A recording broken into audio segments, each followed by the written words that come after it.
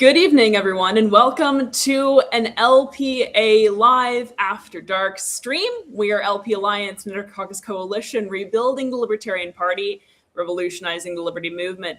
My name is Amanda Griffiths. I'm joined by Rob Yates. I'm joined by the Kingslayer himself, Jake Porter. And Jake, it is Embezzlement Day. How are you feeling this Embezzlement Day? Oh, it feels great. Did you leave some blank checks out for the embezzlement fairy? And And do you hope that they bring you freedom? Because that's right. Freedom calls. Well, we hope that they get a job in the Trump administration. That way they can bring themselves more financial freedom, right? Yes. So it's a year, and it's crazy to me. It's been a year since LPA Live's first live stream, and if anyone wants a laugh, go back and watch that first live stream, and you just can do like a freeze frame on our faces. I look so young and innocent, and this should be like a faces of meth poster or now. It's been such a wild year. Your hair has paled. Yeah, exactly. I'm so traumatized by all of the politics that my hair has just turned white almost. But it's also, of course, the 1 year anniversary of the now. I recall pretty vividly. It was when the story broke. Is that correct, Jake? The story that got Angela McArdle to find a job in the Trump administration. Yeah, that was 1 year anniversary of that. We'd had everything. I was waiting for the letter to confirm who the incorporator was of Freedom Calls, and didn't have that. And I'd been waiting. It just so happened that it happened to be the day that Trump announced that Ross would be freed too, correct? So there was always a conspiracy about that. But I've been waiting for days on it. Didn't get it before Friday. Then Monday was Martin Luther King Jr. Day. And so it was on I think Tuesday morning. I was at the chiropractor and I get the text from the attorney who had been helping out with this. And he said, here you go. Here's the document. And of course, had Austin Padgett's name right on it, just as I suspected. And so that was, and I knew at that point that this would bring her down. The corruption was just too apparent by that point that the LNC couldn't defend it. Some members still did, but most members did not. Right.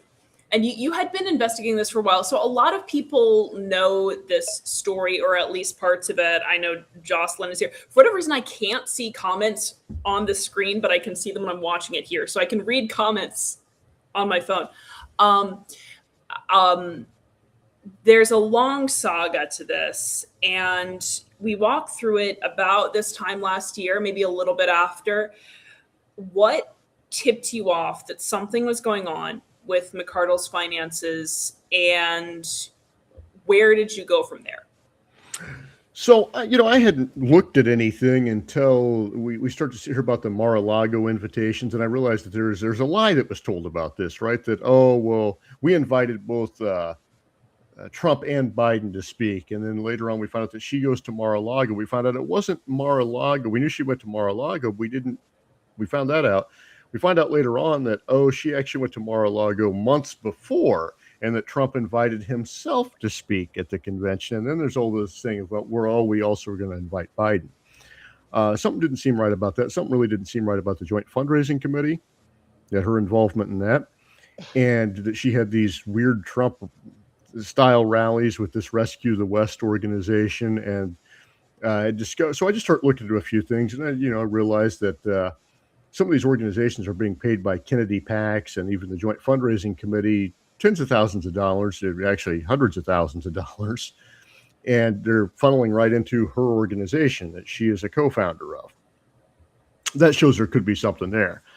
But then I just start looking over the Joint Fundraising Committee reports in late November or early December, and I discover there is this swing vote strategist that has the same. It just happened that the same PAC and post in Austin, Texas, that I believe McArdle's PAC, that she was also, we knew she was making money off of it because she had a PAC that she formed to make money off the Joint Fundraising Committee.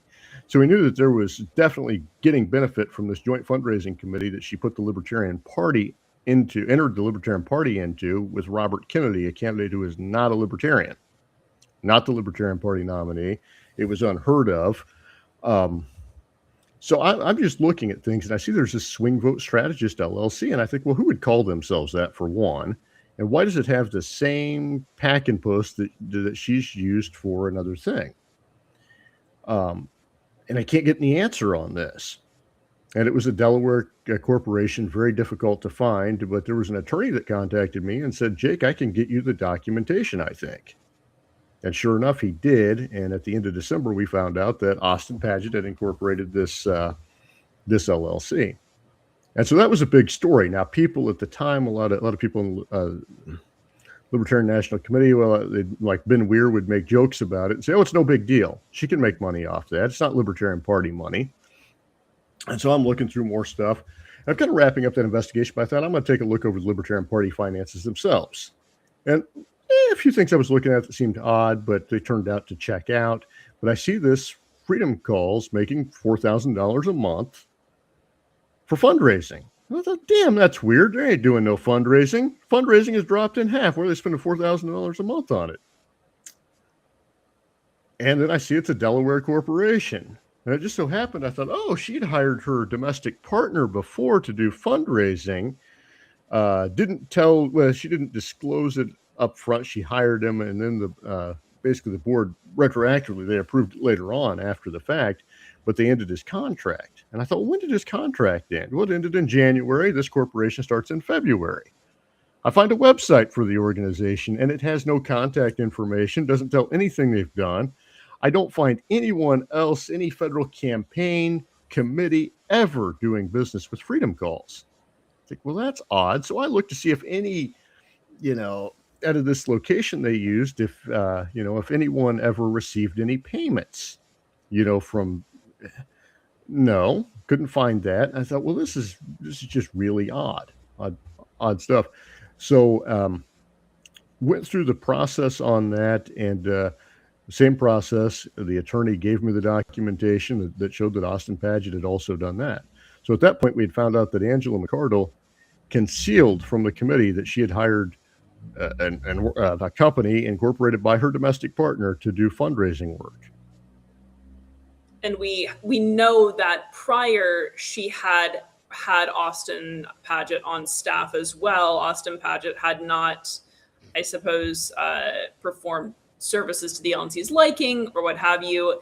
There was actually a clause then written into the policy manual. There's policy manual insertion, if I recall correctly, saying that that there is a high bar to clear, essentially, for domestic partners, for potential conflicts of interest, that has to be reviewed by the LNC. This seemed like an attempt to circumvent that clause. Yeah, they added the clause after she did this. So obviously we're trying to say, don't do this again. And what did she do? She's like, well, F you, I'm going to do it anyway. And then goes and just does it and then doesn't tell them. And supposedly she had told people like, oh, Austin has an LLC, no one will ever find, things like that.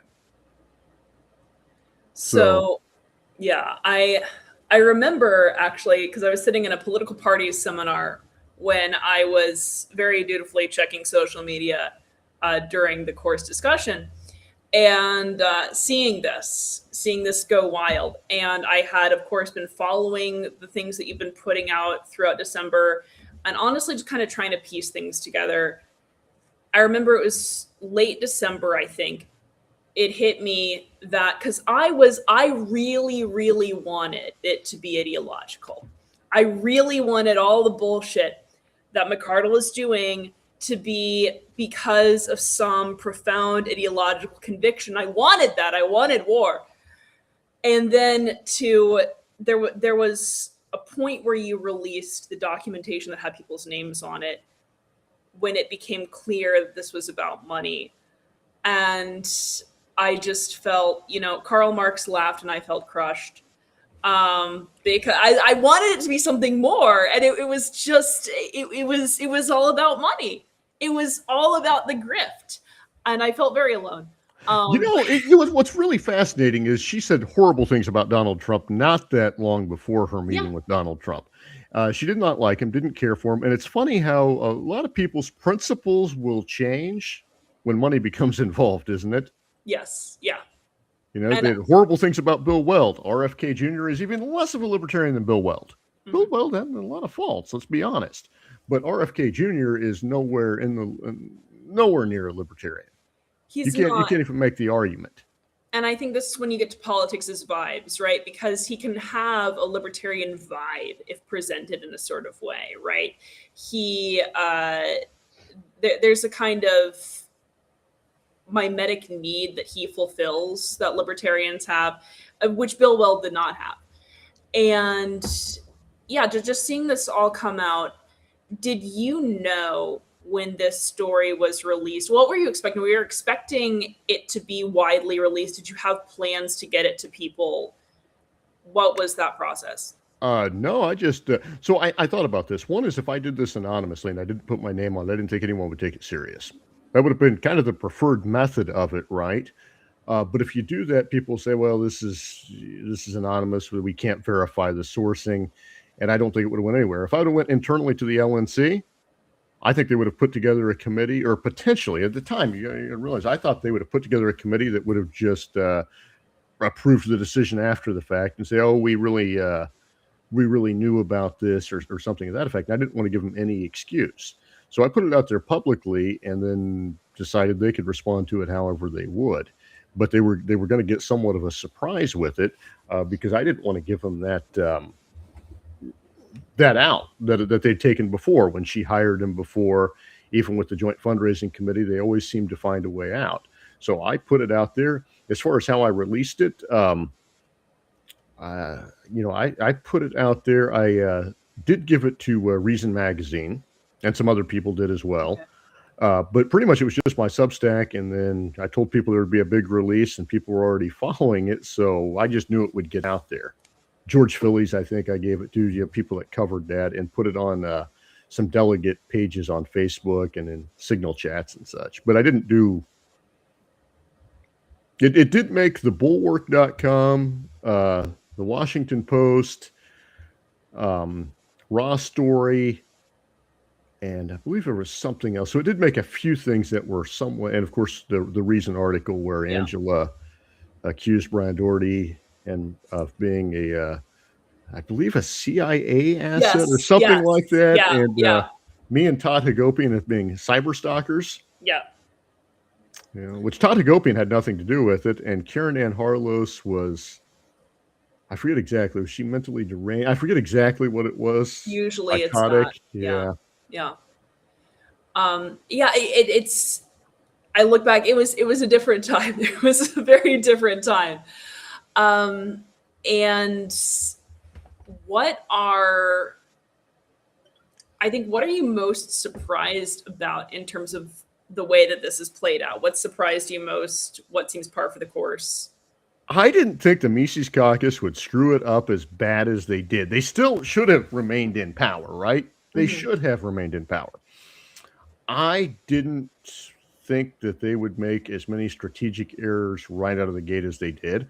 I thought they would be better at response. And instead what they did was, so the Mises members, they operate in such a echo chamber that they don't often think on their own of what to say. And so when this story comes out, Angela goes into hiding, right? She's, got leaked to me. And she's like, I'm having a Crohn's flare up. I can't talk. And then she goes on Tim Pool that night, but she can't talk to the LNC about it. Doesn't want it to come out. And they don't know what to do. I don't think like Heiss or anyone knew anything about this, Okay. So they don't know what to do. They don't know what to respond with. And they go silent. Well, their supporters don't know what to do. They don't know what to respond with. And it all starts to fall apart. And then they do the stupidest thing they can because they've got this joint fundraising plans for 2028. They want this to be an ongoing grift. Their plan is to take RFK Jr. money and have him or his running mate run for president again. And they'll start up a new JFC for the committee and they can all make money. This is all part of a financial grift. In my opinion, that's what they were doing. They then try to put Heiss in his chair so he can probably stop the investigation. And they go and basically just threaten the committee that they're going to they start calling people's employers. They just harass them. Yeah. Like, just horribly. And what it does is it turns the entire committee against them. And some of the members of the committee had already turned against them, for personal reasons where, Angela was lying to people. She lied to Kathy, who was on the LNC, about the first LLC. She claimed that, it must just be a data entry error or something like that. That's why the addresses are the same. Mm-hmm. When she knew full well that was her domestic partner's company. And even if she had done that, nobody really could have said, I could say it's corrupt all I want, but it was the fact that she concealed it. The fact that she hid it from people who thought they were her friends. And so people, I think, had already turned against her. They wanted an excuse to publicly turn against her, and this was it. Or a reason to. I mean, they didn't want to publicly call out their friend. They wanted her to go away, but this did it. And that's the thing with cults of personality, right? And this was something that when Mises was just starting to come to power, this was detectable, that there was a sort of sense of, we are going to have a hierarchy, we're going to have ground soldiers, we're going to have leadership at different levels, and it's all very stratified. And that doesn't really scale, especially not in a digital age, not when you need to actually have rapid fire answers, and especially not for libertarians. So they had to keep on cycling people in and out, essentially, of the Mises network. And that was clear from the get-go, seeing, okay, well, if that's their strategy, strategy is always going to condition outcome. Strategy is always going to condition motive. And so that made me very skeptical early on. And I think, that's what we see when there is a cult of personality, when it's all about a particular leader and the leader goes away. This is the same question people are asking about Trump, right? Like, what happens after Trump? Trump has to appoint a successor or an heir, or the MAGA movement just devolves into something terrible, but certainly not anything that resembles the GOP. Well, that's kind of what happened here, except you have, Heiss was never really the charismatic leader of it. They always relied on Dave Smith, Tom Woods. But Angela kind of steps into that role, and she's not charismatic. I mean, Angela's not, if you've ever met her, she's very charismatic. I'm agnostic on it. If you meet her in person, I do not get that impression. But she has a very good, just like Donald Trump, right? She will tell you the biggest line of BS and take credit for things that she's never had anything to do with, and make you feel, I mean, she'll allude to having these conversations with the president. She's not having conversations with the president. And, it's like the preacher who claims to talk to God. Mm-hmm. Well, we really can't say that they don't really talk to God and hear an audible answer back. I mean, we can't prove that. We can't prove that someone's not talking to Donald Trump. And so it's a great excuse. And she convinces enough of her people and people outside to believe this line. She did it with Ross Ulbricht, right? Even though the story's complete garbage. And, I've not really hit back on it much, but did she have a role in helping him get freed? Yes, she kept bringing it up. So obviously she did. So there is credit there. But is that the reason why? Well, no. Even by her own admission, Trump agreed to do it in 2020. And then it got, I think Bill Barr didn't, Trump got too concerned about trying to overturn the election, to be honest. Yeah. And he just never got the paperwork, never signed it. But he'd already promised these the crypto people this, and it promised, I think, Thomas Massey this. I think Libertarian made fun of you pretty good there. What's that? Did you see Si's comment? I can only see the comments. Yeah, when I can't see them on here. I have to see Nokia break. Carl is, he remembers whenever I still used a BlackBerry in like 2018, 2019. So it's I think LPA he's allowed dark, to. Anything goes. Yeah. Hey, and not to interrupt, you're killing it. I mean, you know the story, but I gotta give a shout out. Take everything and everyone else out of it. Ross free 1 year ago. That's a good thing from any perspective, no matter who you are, where you're looking. So kudos for a win for us. Yes. Yeah, and and Jocelyn's right. She did have a light here for me, but it broke just as I plugged it in. It does not light up, so that's kind of the issue. But it is after dark, and that's okay.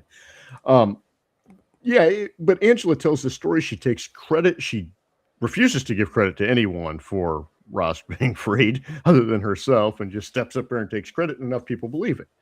It's how they do all their failures. I mean, you can't decline in membership. You can't go from over 2 million in fundraising to $1 million. You can't lose half the membership in a few years and say, yeah, we're winning this thing. But she managed to do it. She went on former Congressman Joe Walsh's podcast and just bragged about the successes she was having. Mm-hmm. If you do that, you will get some supporters. I don't understand it, but there are certain people that will buy your hype and BS. These people probably love, used car salesmen love these people too, by the way. Late night supplement gurus, they probably watch the infomercials at 2 a.m. and buy all kinds of things for their colon, erectile dysfunction, whatever else. They're the perfect market. So if you ever get this list of Angela supporters, you can sell them all kinds of stuff. It'd be very valuable. I think it's Dave who's asking this. How did she get to be LNC chair? And this is like a vague crack dream of memory. So there were a whole bunch of things that led up to this. There was, the henchman era, which I was barely conscious for. So I am not the best person to talk about that. There was anger over COVID and the party's lack of response, devastating, cowardly lack of response in the way that they should have. And then there was all of this reaction. So the Mises Caucus, again, came to power as a reactionary party, not exactly, I think, projecting a whole lot apart from real libertarianism motherfuckers, TM. And I don't know, again, this is one of the things that we had to be careful with LPA early on, is we had to have something that we were working toward, not something that we were merely fighting against. And Angela was aligned with the Mises Caucus, with Michael Heiss, with Dave Smith. Michael Heiss asked her to run as chair, and she accepted. She had run previously as a Republican, I believe, in California, and I could be wrong, and if I am, please correct me, but I think she did run as a Republican in California. So she was a semi-known quantity doing the rounds, the various libertarian podcast circuit, and people like I think that she filled a market need that libertarians had. So, but there was a confluence of factors, and there was a question of was it Mises' time, and I think it was. I think the Mises Caucus candidate was likely going to win. Now, Josh Smith had been their candidate two times before. Yeah. Yes. And he was kind of stabbed in the back by Michael Heiss on this, from my recollection. He wanted to run again. Heiss did just put Angela up without even asking him. I think that probably, I think she was a stronger candidate than Joshua Smith in many respects. Yeah, mostly because he had run twice before and had lost, and I think it was time for something new. That was part of it. Angela was also, I did get a chance to work with her during Hornberger's 2020 campaign very briefly, but she, ran the California convention there, and, everything that I asked, she just did. And she did a very good job, Mm-hmm. If she was given clear direction, I don't doubt that she could have actually ran the Libertarian Party. If someone was there giving her direction on what to do, she probably could have ran it. But left to her own thing, it's like, oh, we're going to do weird, videos on Twitter of rats fleeing a ship, drunken rats, and compare our opponents to it.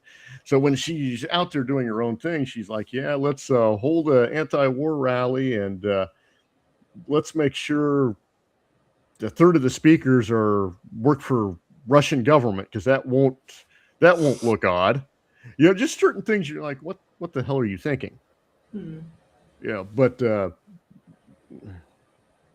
there was no competence in how to run the organization.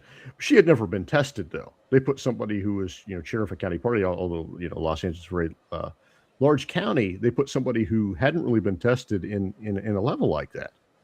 You said she'd never been tested, and my mind went somewhere completely different. We're not because it's LPA After Dark. Yeah. Rob, you've been overly quiet. What are your thoughts? I like hearing Jake tell the story. I talk too much. No, it's fine. Again, it's LP After Dark. It's more laid back, and so I'm trying to get out of like serious streamer mode. I don't know if I'm ever in serious streamer mode, but I have the glasses, so there Jocelyn is brings that. up a good point. We do need to talk about the board games. The Hungry Hippos. The board games. The board games were, when you think about the crazy things that Angela did, she started making board games. You remember that, Rob? I do. I thought she only made. Oh no, she made two board games. Yeah, two board games, I think. And one was she did the Hungry Hippos, where she just wrote names of countries and stuff on them. That was weird. No, the Ukraine was one of the Hungry Hippos. And so was Israel. Okay, then yeah, but it wasn't just. I don't think it was just countries. It might have been like maybe NATO was one of them. Yeah, that sounds right. So she had the Hungry Hippos, the Fauci Pinata. Then, of course, there was the board game that had Karen Ann Harlos featured in it. Yeah. That was about that was just a weird thing that she tried to charge money for. That's what she thought, the job of chair should be. I apologize. Part of the reason I'm not talking is the comments are kind of really good today. I agree, Phil. Am I the only? You wouldn't tell. I just tell Jake. I call him up, like, tell me the story. I'm all snuggled up in our pajamas with my warm glass of milk. Phil, you can come on here if you want. You come on here with like a glass of milk and just have some fun. My vision is to, like, 40 years from now, if I'm still alive and not in some FEMA camp somewhere or ice camp or whatever, in the gulag, that I am telling this story to libertarians. I hope so too. It'll be wonderful. It'll be Jake Porter's story time. No, it was a wonderful moment, I think, because there were so many people who wanted to be able to act, and this was one of the biggest dominoes, I think, in that rally that actually galvanized people to demand change. So that was very good. It is indeed, it's the anniversary of the embezzlement scandal. And can we say we can say embezzlement now. At first it was alleged embezzlement, and now it's just pretty obviously embezzlement. That's yeah, fair. And in that report that they did, where the Angela McArdle fact sheet or whatever that came out in one of the Judicial Committee appeals, it's admitted. Everything that I said is admitted to. That yes, this was Austin's company. Now, it's been admitted to by her. She won't call it embezzlement. I mean, she'll call you lying scum if you put that on Twitter and then block you. But part of what just sort of constantly bothers me about it is the actual lack of response and then the attacks as a pushback. Like, people can make mistakes. People can make big mistakes. And libertarian philosophy is actually, I think, one of the best on this is, like, we believe in restitution and a path to redemption. Like, we're not always the most, like, socially nice people, especially on Twitter. I mean, I'm joking, but we really, like, we love the long redemption arc. If you come back, you make up for what you've done, and you get back in the fight in the right way. We love it too much. We love the redemption arc too much. I'm gonna tell you that right now. We are too big on the redemption arc. We know how you feel, and it's why when I am world emperor, you won't be judged, but you will be in charge of executions. I appreciate that. Thank you. But it's doubling down and tripling down and, like, not even addressing it. And it's actually, there's a parallel with the whole Epstein files thing, because a lot of the stuff that we think about the Epstein files do technically remain allegations, no matter how sure I may be, no matter how sure we may be. But it's like going to war with people trying to get the release. Like, that makes you look more guilty, Like, I mean, Epstein, granted, child trafficking is probably a little bit of a bigger deal, but, like, all right, you had a plan. It went totally haywire. You really messed up. You took a bunch of money. Like, own it, take your licks, and let's move on as a party. But this is being allowed to linger because Angela and some of the people around her continue to protect and deflect and defray, and it's making it worse, if you ask me. And it's allowing it to stay a story. Phil wrote Amanda like. I know. I can see. Am I the only person who can't see them on my screen? Like, I have to have the stream opened up in another window. Or you're all seeing it on screen? Yeah. Okay, Yeah. my computer's just weird then. You No, know, ice picks are just firm and they're not arcs. They're just a straight line. They get the job done. you know, Jocelyn says that she likes when I tell her stories, but you know, one time I worked at Yahoo and I've got this nice coffee mug, and at some point I need to come on here and talk about that story, but not It says tonight. Uhe. Doesn't say Yahoo. Well, yeah, I think Rob's right though. This would have went away, and they kept bringing it up. They kept trying to appeal it. I mean, how many times has the LNC voted that Angela McArdle misused funds? I mean, they kept bringing it up for revotes, and it's kept it. It just gets worse. You just keep on reminding people. It's like the Streisand effect. I mean, this should have been talked about for like a month or two, and then people moved on. But no, we're still talking about it a year later because they're still wanting to argue about it. You know, they finally quieted down a bit, but.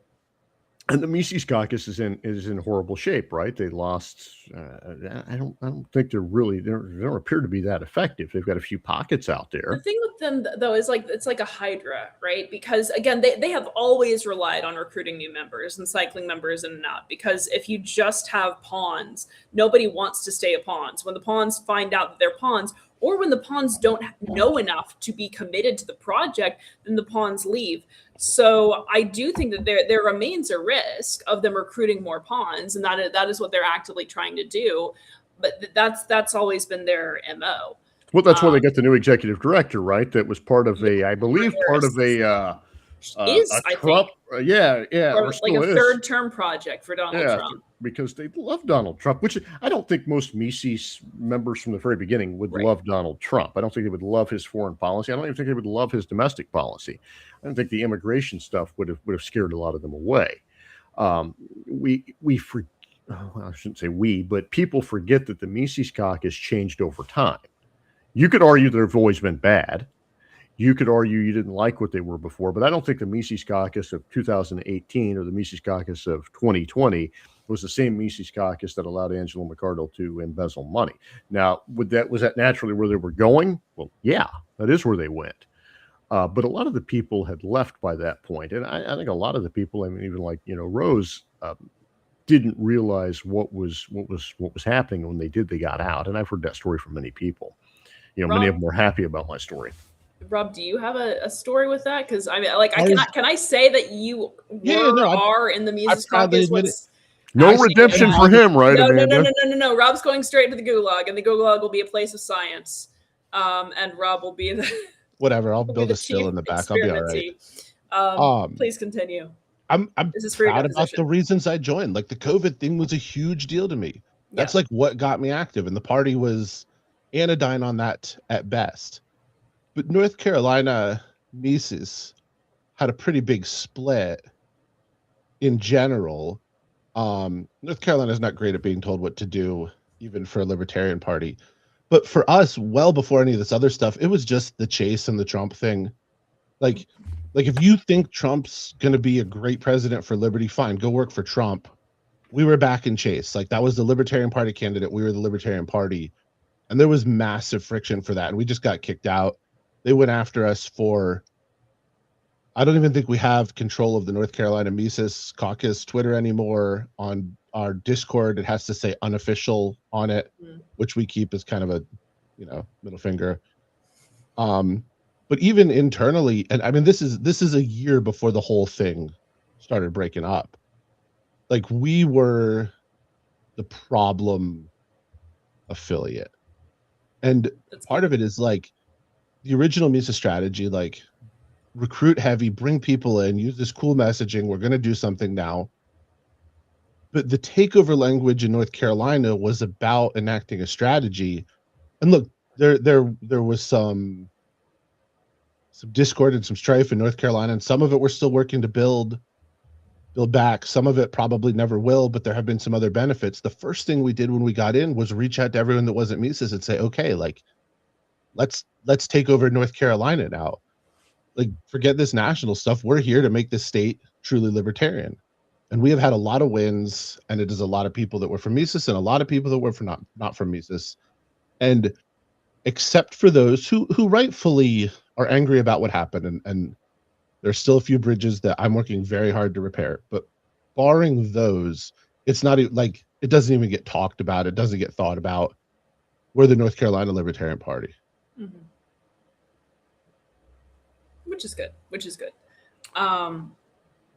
Yeah, I do remember, again, this time last year, we were actually talking with Rose about her story leaving the Mises Caucus, which happened, I think, as a result of, Rose, this is why you should be on, happened as a result of the DC convention and her not understanding why she was supposed to vote to not seat the Michigan delegates and not voting in lockstep, that kind of being the crack in the veneer. So it's interesting. Can I comment on just that part real fast? You can comment on anything that you want, because this is LPA After Dark. Anything goes. You can just take this in a different direction. I'll be powerless to stop you. DC, you won't. I'm powerless to do anything. DC was my first national convention, and I called my wife after the first day, and she was like, "How was it?" And I imagine I'm sitting there with like wide, bloodshot eyes. And she could hear it in my voice. She's like, "You don't usually sound frazzled." And I was like, "We just spent more than half a day trying to determine if something was a simple majority or a 7/8 vote. Like, I need bourbon and cocaine right now because my soul is leaking out of my body." Well, that's most libertarian conventions, though. I remember, as I went back and watched and have now learned. Yeah, I remember sitting on my kitchen floor because I don't have a table. Nice. Yeah, I was sitting on my kitchen floor, crouched next to a space heater, like a small woodland creature hovering under a toadstool, watching on my phone the Libertarian Convention in DC. And yeah, it's very difficult to follow. People like Roberts makes things easier. It doesn't. It makes things. It gives you a system to weaponize. But yeah, all the procedural fights. Abolish Roberts. Abolish Roberts. Send Roberts to its own gulag. Roberts, go on. Yeah, fuck Roberts. I saw someone propose that we settle disputes in a meeting with just a person-to-person duel. I believe in that. I fully support that. Like mano a mano. I told Amanda offline, I'm challenging Kaufman first opportunity I get, and he can use fists, but I'm just gonna slap him. I'm gonna slap the bitch out of him. Well, you throw the glove down now. You just threw the gauntlet. You've challenged Jeremy Kaufman to a duel. Maybe I'll help his nuts drop. Yeah, but it's Rob's rule, by the way, for that duel is that he can only do open palm. Yeah, I'm just gonna open palm. And Kaufman can do whatever. Absence of weapons. Yeah, but Kaufman he'll have his phone. He'll be tweeting at you. He'll just hold up a phone in your face as you're slapping him. That's fine. He can hit me with his phone. I'm not that worried. I'll give him the first shot.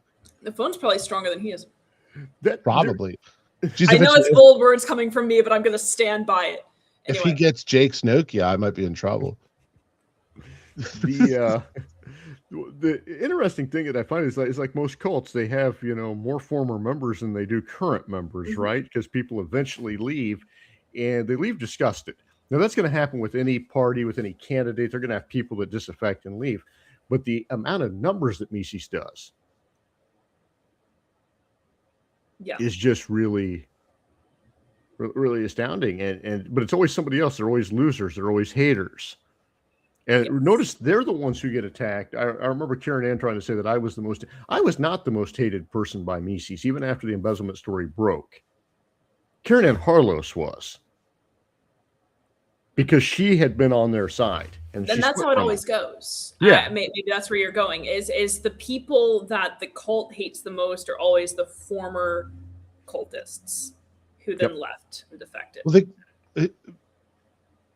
the word cult is almost misleading because this is a general psychological principle, and you see it with gangs, you see it with people adhering to government, you even see it with teams.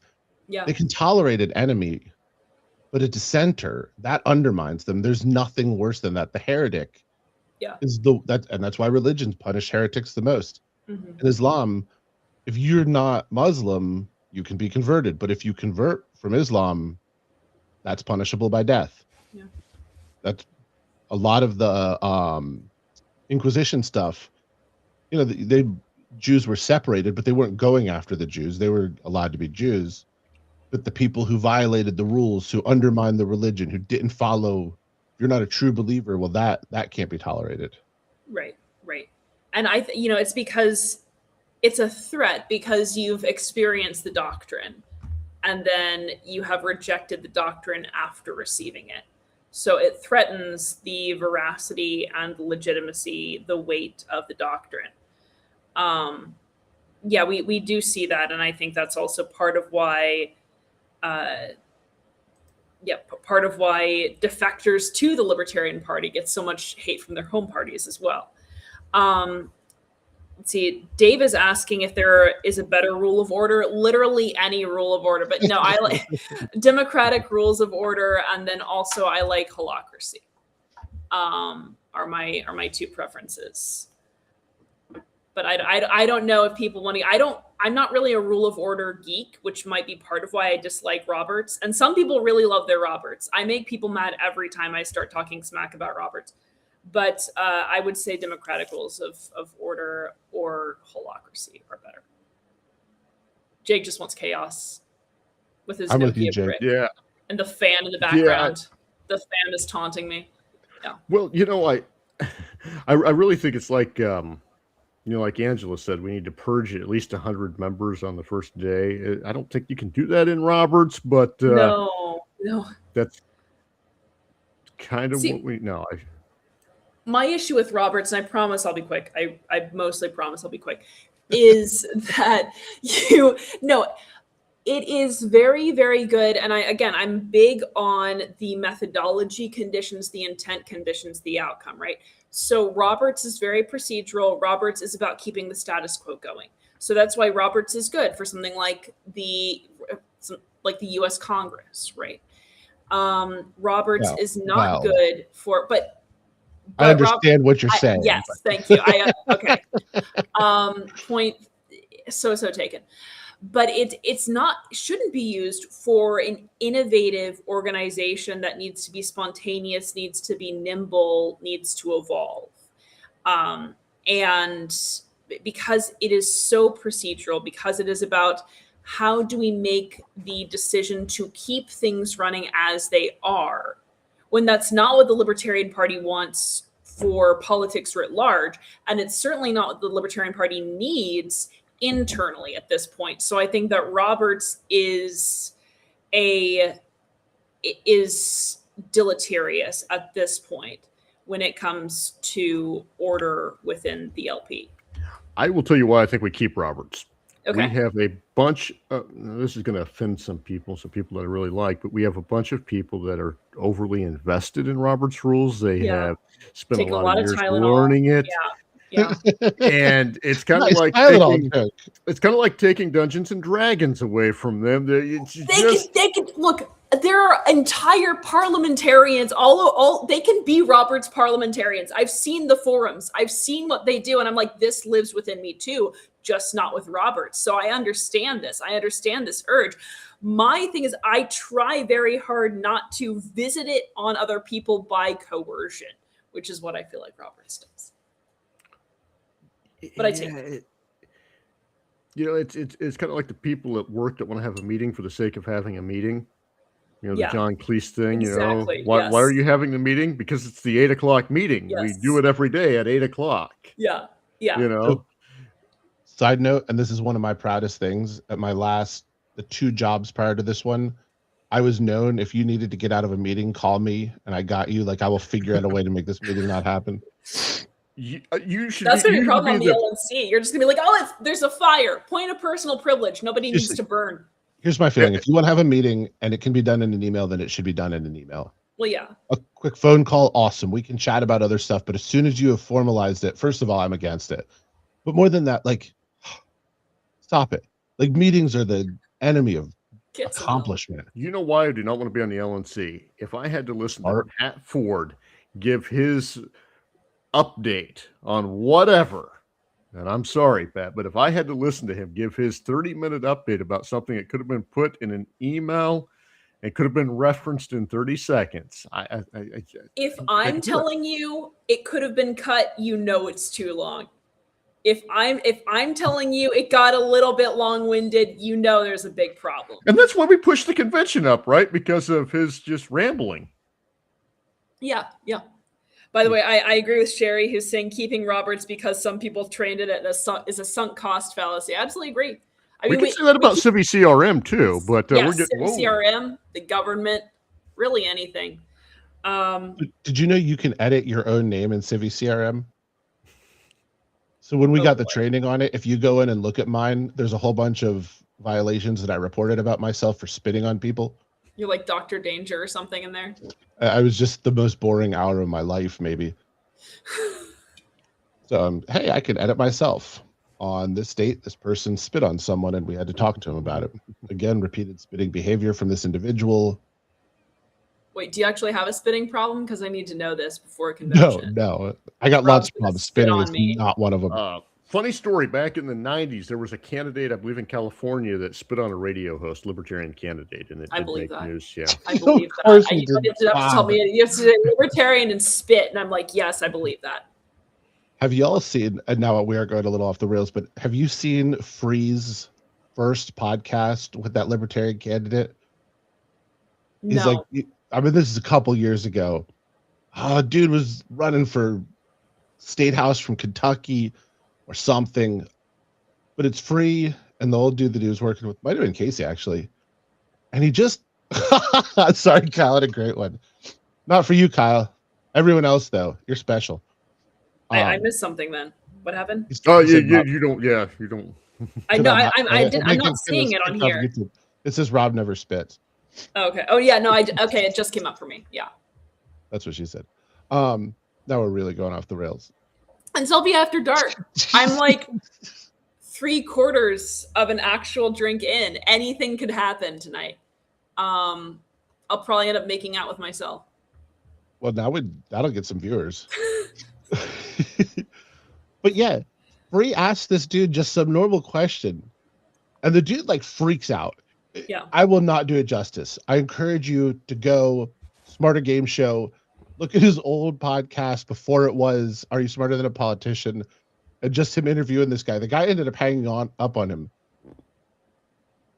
You know when you watch something and we say it's like watching a train crash, but it's really like you're so embarrassed for that person. Like honestly, I felt that way like during the last couple of days of Angela McArdle's reign.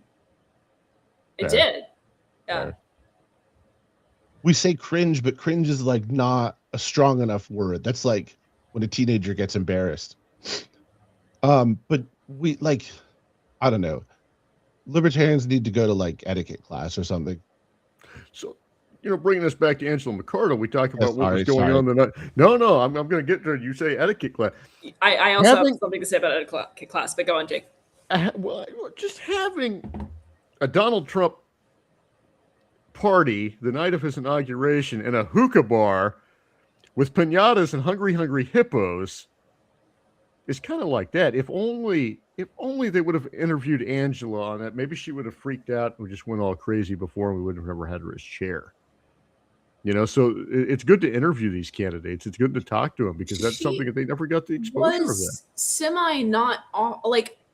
I always thought the Mises strategy was flawed, but I actually remember listening to her before her run as chair, listening to her on podcast because I was extremely fascinated actually by what Mises was proposing because they were going. I'm at least tipsy enough to not care about how arrogant I sound. I knew they were going about things. It's even worse than usual. I knew that they were going about things the wrong way. And I was trying to figure out what was causing them to feel like their methods were sound. And so I listened to Angela talking a lot. And she didn't sound crazy. I mean, she sounded very measured. She certainly sounded interested in herself. But then again, when you're being interviewed by someone and the focus is on you, I'm not going to make a diagnosis of that being some kind of pathological element. She sounded like someone who was trying very hard to think of herself as a savvy politician, which does not often make one a savvy politician, but is forgivable, certainly for libertarians. Very few libertarians are savvy politicians. So it didn't sound outwardly crazy. at least not within the podcast circuit. Well, and she got played by the Trump people, by what was, I was thinking of Roger Stone, but it was the I can't think of it, Rick Grinnell. She got played by him. You know, they know very well that you take somebody who wants some type of power, some type of influence, and you let them talk to Donald Trump for 40 minutes or whatever on the telephone call. You let them come to his table at Mar-a-Lago. You kiss their ass, and then eventually those people will think that they've really got an end. And then you get Donald Trump to agree to something that he's already told other people he's going to do. Oh, why don't you tell him that? And he does. And you think you're a kingmaker, right? You think that you've got this influence, and you're going to do everything they want because you want to see this turn out. The problem is she had a fiduciary duty to the party that she violated. She didn't tell the LNC she was doing this stuff, but they used that because she didn't know she was being played. And I don't think she still knows she's being played. She may still think that she's only 2 weeks away from a job in the Trump administration. She was played the entire time. It's following up on both what you say. I mean, especially like, despite all of it, I don't hate Angela. Like, it's a sad story to me. I genuinely don't hate her stuff in California. She was based in fucking California. Like, she was doing awesome stuff. And it's, to me, it's more a lesson. And like anything like this, you want to get like the silver lining out of it. It's what's the lesson you learn? What can you take away? Power corrupts. Even the illusion of power corrupts, and it can corrupt very quickly. You think you're going to do something good with it. You're not. You're just not. Unless you're me, and then you are. Love you too, Tyler. Killing lots of people. Yeah. Think about this. The only president in United States history to walk away from power was George Washington. Oh, okay. George Washington wanted to invent his own mythos around himself. And he was like, oh, Cincinnatus abdicated power too. I'm in love with Cincinnatus. But I'm not deifying him. I'm not overstating this. Okay. Just as an example of the corrupting influence, the temptation of power. And he just fought the British and had seen like how far that power stretches. Donald Trump's trying to get himself a third term. I mean, power corrupts, and people that want power tend to be the most corruptible. It's so you bring in Donald Trump, and I think Donald Trump is doing something a little bit different insofar as I think he is scratching an itch that is displaced onto him by much of his. Did he get that itch from Stormy Daniels? He got a lot of itches from Stormy Daniels. I'm not one to judge, but wow, holy heck. No, he is deliberately he is engaging in various types of signaling. And it's because he came to power as a result of trolling, essentially, right? And so now his policy has to be a troll as well. That's not me minimizing it.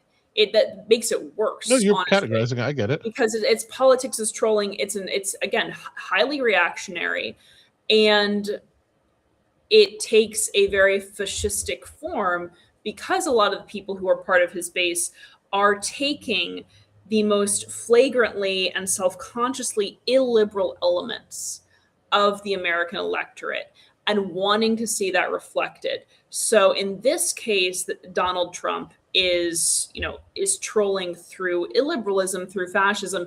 In another time, in another place, there would be another type of extremism, still right-wing extremism, that he would then be trolling through.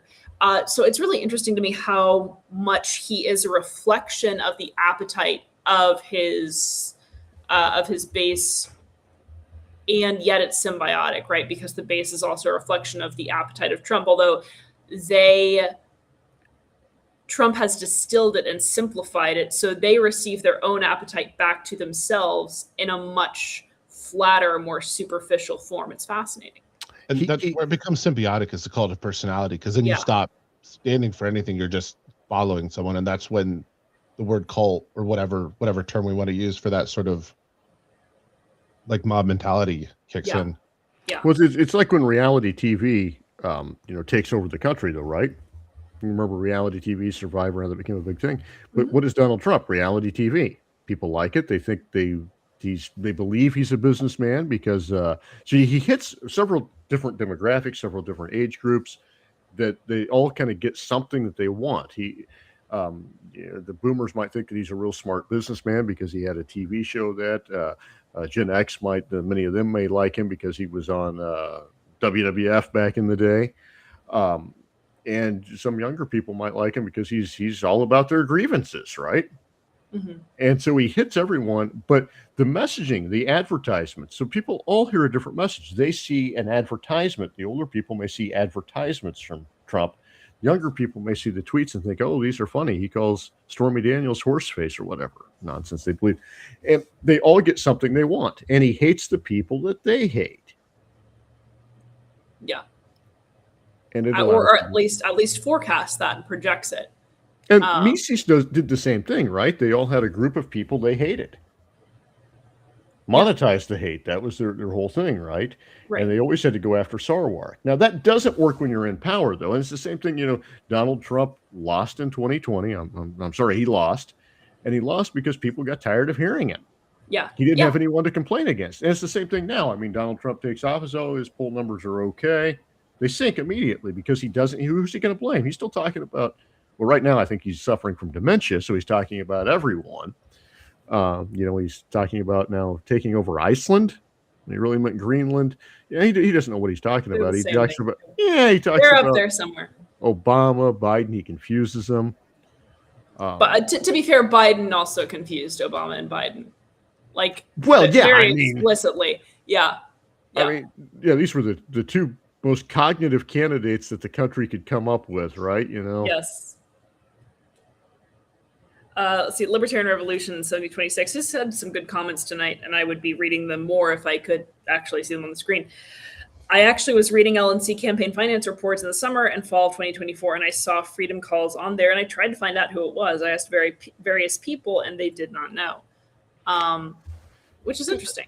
That's the thing that we really haven't touched upon, though, and people have asked this, and it's a great question of why didn't anyone on the LNC know that? They had treasurers, they had audits. Why didn't an audit catch it? And that was one of the things they said there's nothing wrong with the audit. Well, an audit wouldn't necessarily catch fraud unless it was just pretty blatant. And this year was covered up by using a Delaware corporation. You'd never know who the incorporators was. Should staff have caught it? Yeah. Should the treasurer have caught it? Maybe. Yes. Should the LNC? Here's my biggest thing.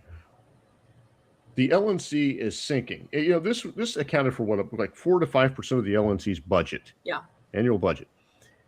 And the party is sinking financially. And no one's asking, what are we doing to fix the sinking boat here? We've got this company that's supposedly doing fundraising. What are they doing? The board's not having discussions that a board should be having. That should be a warning sign right there. So if you ask me the biggest failures, wasn't necessarily even the embezzlement. Mm-hmm. It was the fact they weren't asking any questions. They are paying money for fundraising. Of course, it would be easy to steal from a party like the Libertarian Party because no one's asking questions. Now, why weren't they asking questions? Well, people tried to ask questions and they got harassed. They were censured. Martinovich was censured for asking questions, if I recall. Now, there were lawsuits going on. People were kept out of executive committee meetings. It was learned that you did not ask questions. And go on. Oh, I was going to say, also in an organization where no one can question the chair or the leaders, they become very deaf to anything else, and that becomes things that might actually save them in their positions, and they didn't hear it. I think a lot of them felt like that Angela was unstoppable. I think that Angela thought that she was unstoppable. I even think when this Freedom Calls came out that she still thought she was going to beat it. It appears she did. She thought they were going to have her back. She wasn't listening to them. And Heist thought he was going to become chair. They were completely in their own echo chamber and not listening to what was going on. And I think so. This actually has to do with the fact that libertarians tend to be quite non-confrontational. And that's why I like Rob, because Rob is an asshole and is not afraid to be an asshole. That's why I like Jake too, because Jake's very confrontational as a reporter. You have to be. Wait a second. Why does he get confrontational and I'm an asshole? Because you're an asshole. Easy answer. So libertarians are non-confrontational, many of them. And that is what causes them to sort of creep towards something and then retreat very quickly. It's because a lot of libertarians are, really value concord. And it's one of the biggest misperceptions of libertarianism is that they're all about kind of like the niche, the caricature of the Nietzschean willed power, right? But they're not. They're actually, libertarians tend to be very meek, very conflict averse, very not agreeable, but non-confrontational, both disagreeable and non-confrontational. Can I at least like be the opposite? Can I be confrontational but agreeable? No, you have to be disagreeable. I'm stinging from this asshole comment. My wife just texted me with 5 smiley faces. You're feeding her. For what? She gave me 5 smiley faces. I'm an asshole. There we go. See, I would apologize for calling you an asshole, Rob, but I'm too disagreeable and I love conflict.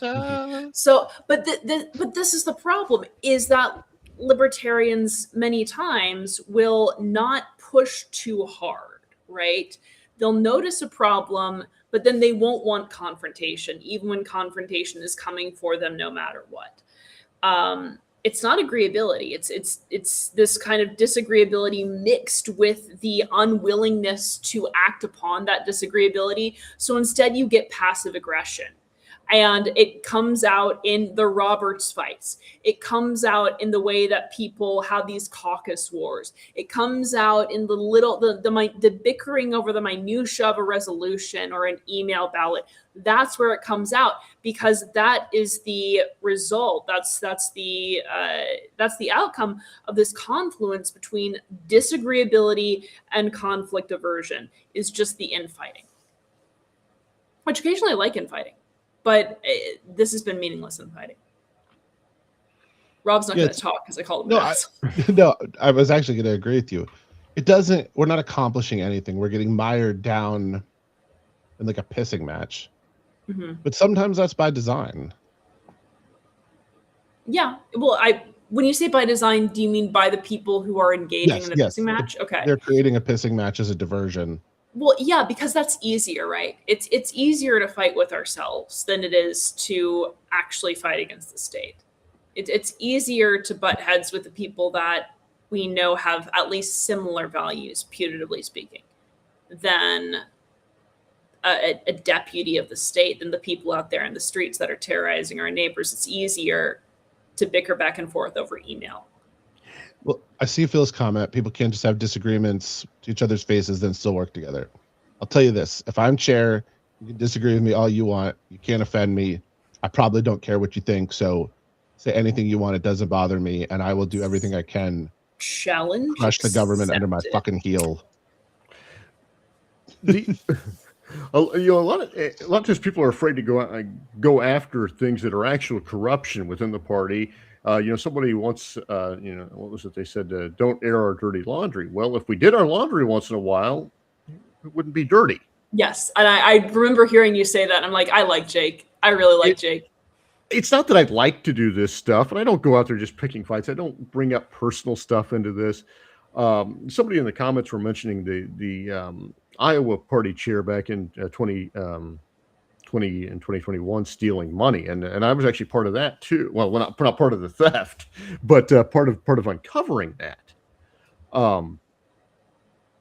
That wasn't fun to do. It made me a lot of enemies. It made a lot of people that were friends with me mad at me. And yes, I was confrontational with it. I do regret how confrontational I was to a degree, but you can't hide stuff from the members. You can't hide stuff. And the chair was a friend of mine. I'd actually gave his nominating speech, and to have him steal from us like that, that really hurt. It really damaged the organization quite a bit. But yeah, we did. He was turned in. He was prosecuted. We didn't do all this stuff that the National Party is doing. Yeah. We didn't say, oh, he may have a faction support somewhere, so we can't. No. We didn't have people that tried to work. And that's what I noticed also. There's a lot of fence sitters like, oh, we can welcome these people back in. They just stole money from you. And there always are people that, oh, we can work with them. We can work with LPNH. We can work with... Why? It's always, and I actually said this earlier tonight in another meeting. It's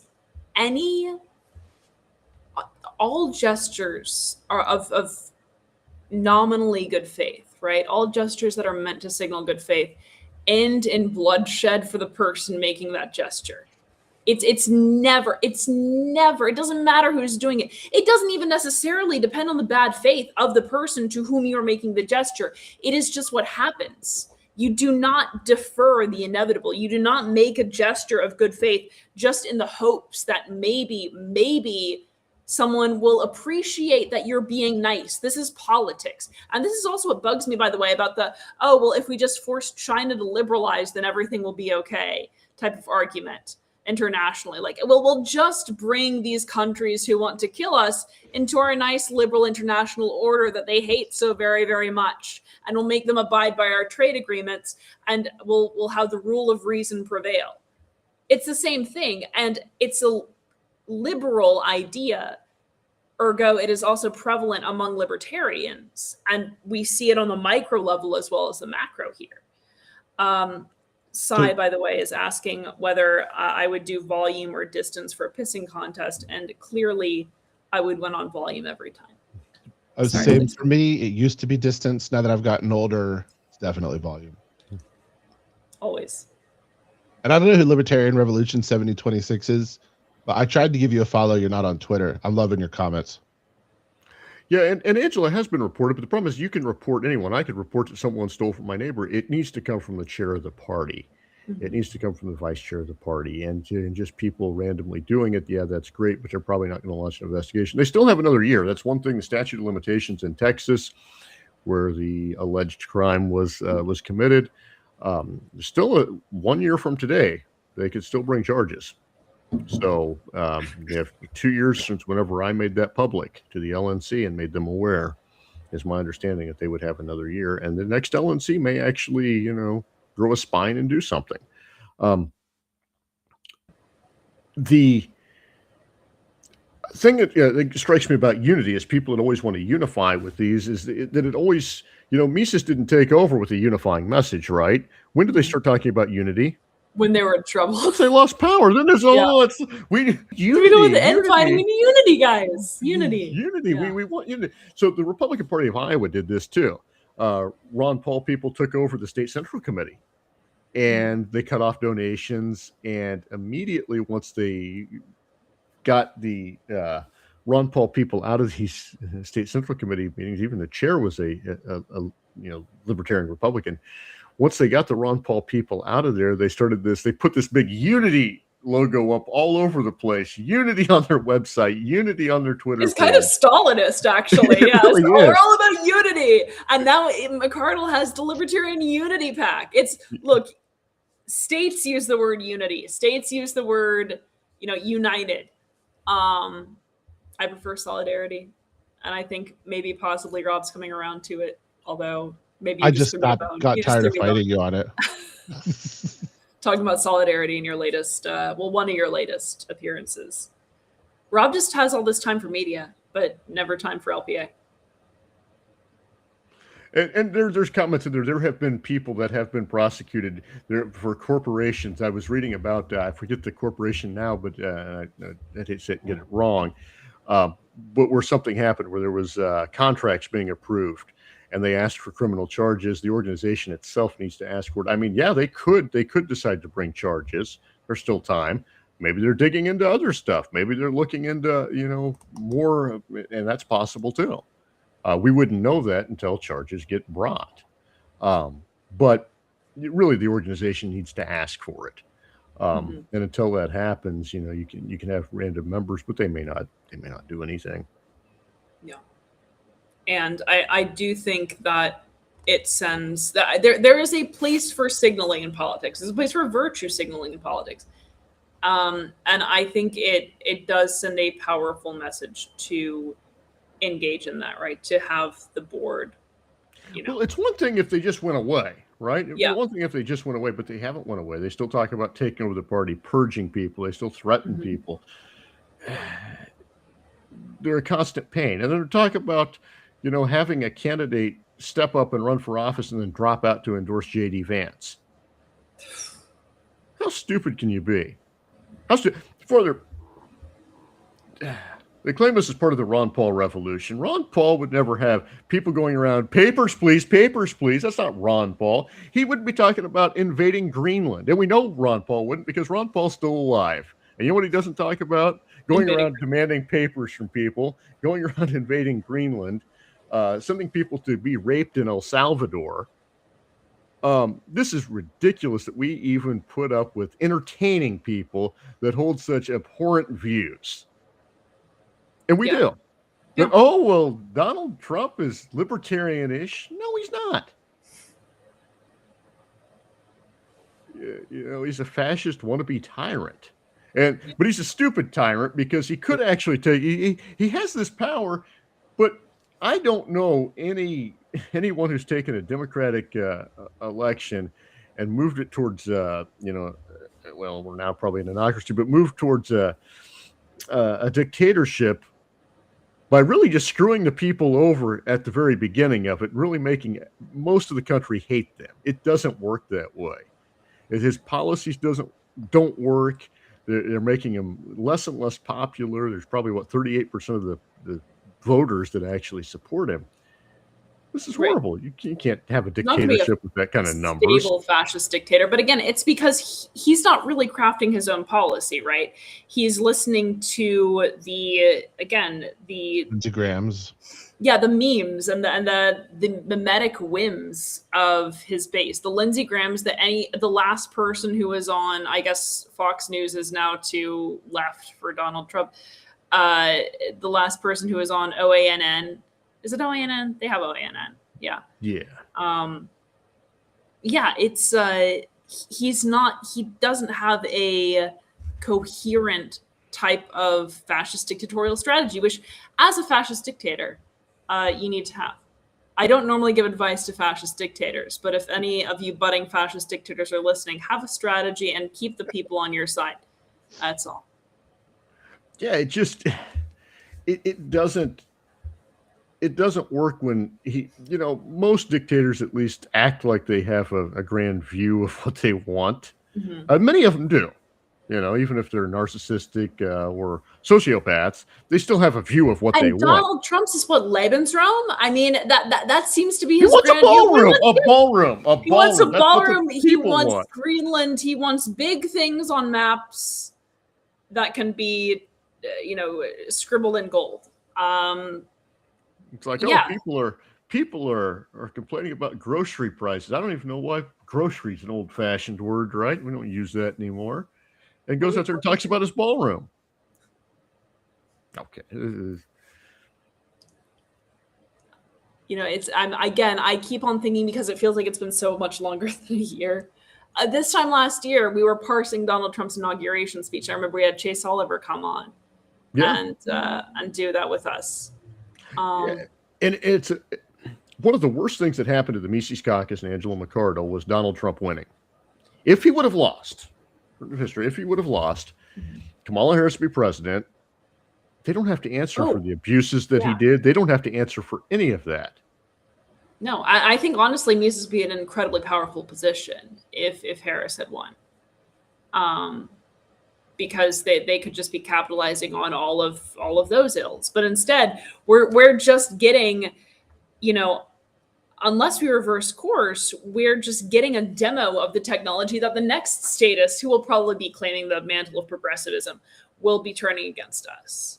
And so just the next Democratic administration will be able to use Palantir for whatever they like. Well, and they act like that the right is the only one that's going to. They act like they're never going to lose power again. Yeah, we could see a Donald Trump on the left. It's just just as easy. I mean, one thing you don't hear the left talk about anymore: guns. How often do you hear them talk about guns? You know why? I think they're arming themselves. Yeah, which they should be. And it's like, and now you see Republicans get mad. These pro-Second Amendment types getting mad because they're arming themselves. We'll take their guns away, and it shows it's just about hating the other side. Yeah, politics is reactionary. Everyone's reactionary now. That's and the Libertarian Party is a micro view of this grander thing that's happened in the country. Mm-hmm. and everything is. Even how they fell apart is probably the same way with the Mises Caucus falling apart is probably somewhat similar to how this will all end. People will eventually, it'll happen. They will turn. You don't know when it'll happen. I'm surprised it hasn't happened 10 years ago, but it will eventually get to that point. They will turn and they'll realize that and then you'll find that a lot of people tell you, oh, we weren't really a part of this. We didn't know. And some of them didn't. I saw a book, and I don't know what the book was about because Amazon just recommended the title to me and I didn't click on it. But the title was "Someday Everyone Will Have Been Against This," and I have no idea what it was about, but that felt very true. And the way that we surmount that is by what? By having our own agenda, right? By having a clear vision, not necessarily a step-by-step program because we have to account for contingency, but having a clear vision that also incorporates the fury that people are feeling, the resistance that people want to engage, and yet project something beyond that. And we have to maneuver between those, right? We have to maneuver between those appetites.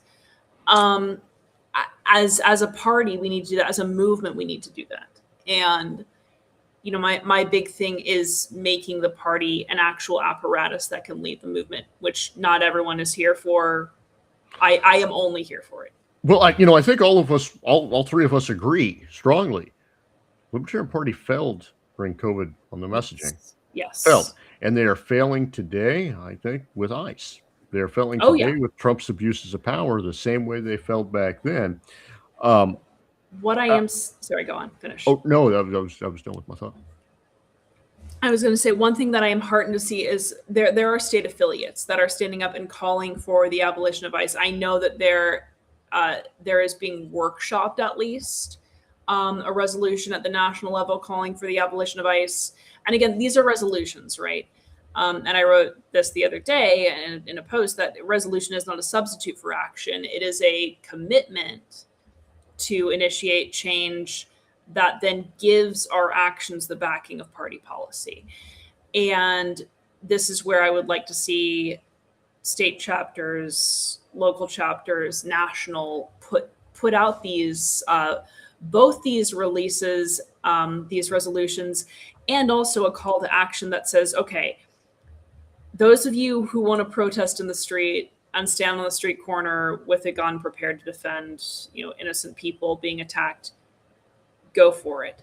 Those of you who want to set up grocery drives, carpools for people who are being targeted or who are at high risk of being abused by these grotesque deputies of the state, these caricatures of authority, then go ahead and do that. Engage in mutual aid and direct action. That's where I want to see our affiliates and national moving next. And if an affiliate's not going to do that, then members need to be empowered to do that amongst themselves, to reach out within the discords, within whatever channels you're using to communicate as an affiliate, and organize that. And let us know at LP Alliance, because we will be there for you and we will do what we can for you.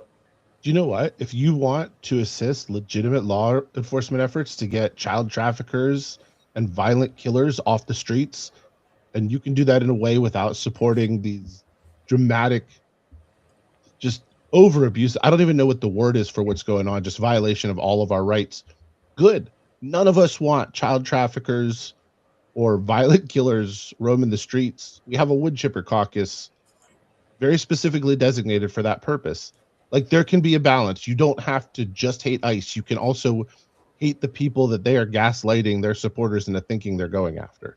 Well, right. ICE is a totem, right? I mean, like, again, it's a valid 100%. Totem. It's a manifestation 100%. Of the evils of statism. It is thereby a totem. It needs to be attacked, but it's also a representation of something much more. And I think that's what you're getting at, Rob. All the way.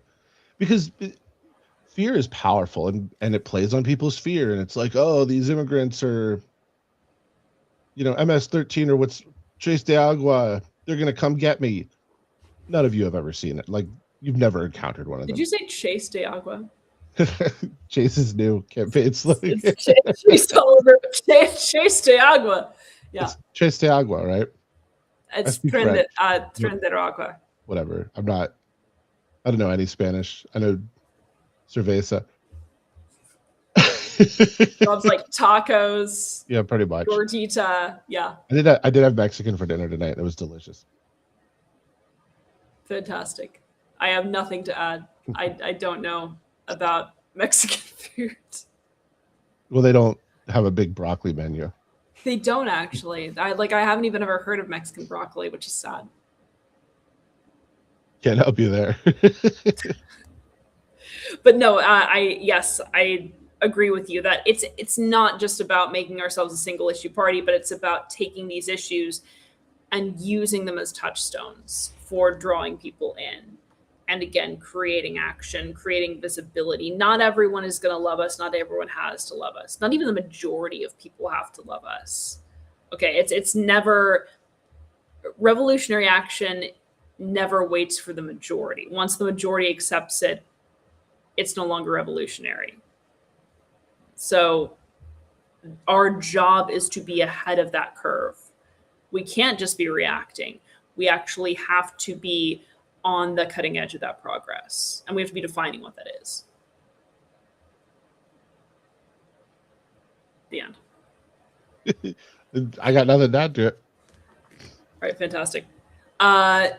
Jake, lessons learned, looking back, projecting forward, embezzlement, fear and loathing on the LNC. What say you? You know, I think the biggest thing has to be that many people could have found this. Mm-hmm. And it wasn't just me that brought down. There was a whole series of things. You know, Karen Ann Harlow standing up to him, Tata Gope. There's a whole series of things, and the work that you guys were doing. But people often tried to use the tactical things. We're just going to beat them at convention. We're not going to. And instead of looking really at the hypocrisy, the corruption that was going on, that I think a lot of people suspected, and instead of digging into that, they tried to use the traditional methods to win this thing. Mm-hmm. And it didn't work. Yeah. And the other part being courage. There were a lot of people that defended him, a lot of people that said very nasty things about me, and others who were opposing it, even though we were giving them evidence. And come to find out, a lot of these people really, I think, agreed with us. Mm-hmm. They were just too cowardly to come out and say it. So they tried to hide behind the people that they thought were in power, if you will. And in doing so, they did themselves a great disservice. They looked, foolish after all this happens. And so one of the lessons I would say is that you can put an end to a lot of bad stuff the second you say something, the second you do something. If we would have not have found, I mean, I couldn't imagine, so I thought whenever this story came out that, I thought it would bring down McArdle. I didn't think it would bring down the Mises caucus themselves. But can you imagine how much the party has changed in that year? Leadership has completely changed. We have a board that is not a Mises board now. The Mises still have a faction on there, but they don't control the board. All of that from just one Substack article. One Substack article could bring the whole thing down.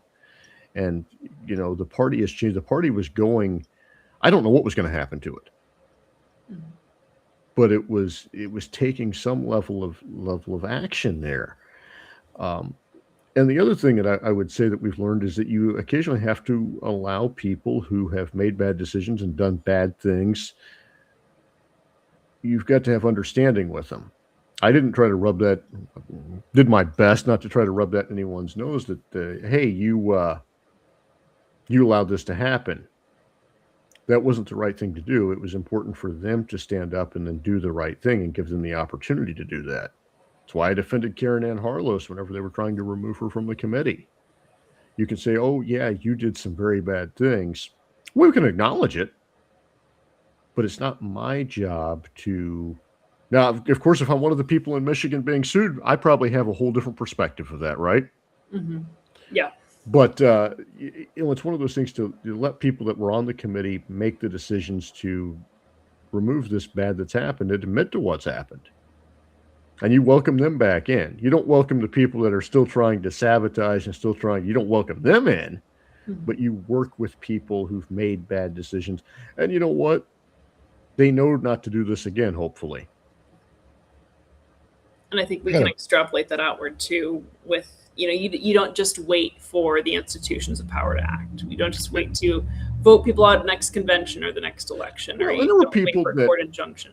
The court thing, that was it, right? Yeah. But by the time the courts might have eventually found this out, and we would have 6, 7, 8 months into this, so we'd have had that much more. Would the party have still survived by the time it got to that? Right. By the time all this came out? Right. Maybe not. Robbie, you're going to say something? Yeah, I got a takeaway, and then you actually kind of alluded to it, but there's no savior coming.